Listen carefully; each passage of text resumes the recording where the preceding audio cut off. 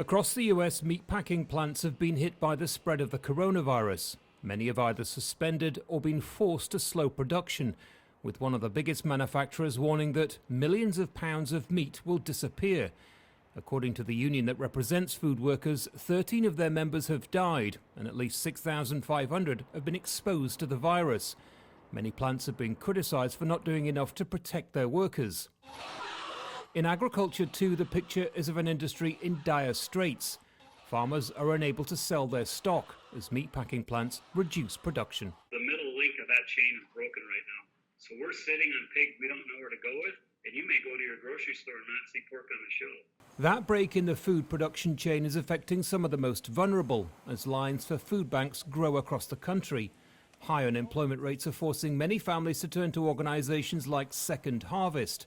Cars lined up here 3 hours before the food drive started and kept coming an hour after it closed. We're pretty stunned by the response today, but certainly glad that everyone heard about it. You know, this is really indicative of the need we're hearing about here in Spokane and really throughout the Inland Northwest. Many of those fighting the virus on the front lines are also looking for help, even as they put their own lives on the line to tackle the pandemic. I was recently eligible to go back to work, so now I'm back in the field, working every day. But just still trying to get food in the house is a struggle. As the food production industry navigates a way to safely get production going again, food insecurity is now a growing issue. According to Feed America, the number of people facing food insecurity in 2018 was 37 million. The long-term effects of the coronavirus could add millions more to that statistic. Some economists say if businesses don't reopen by the end of the month, the effect will be catastrophic.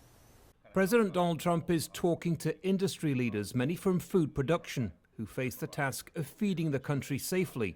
It's a delicate balancing act with those facing food shortages, now among the high-risk category. Andy Gallagher, Al Jazeera.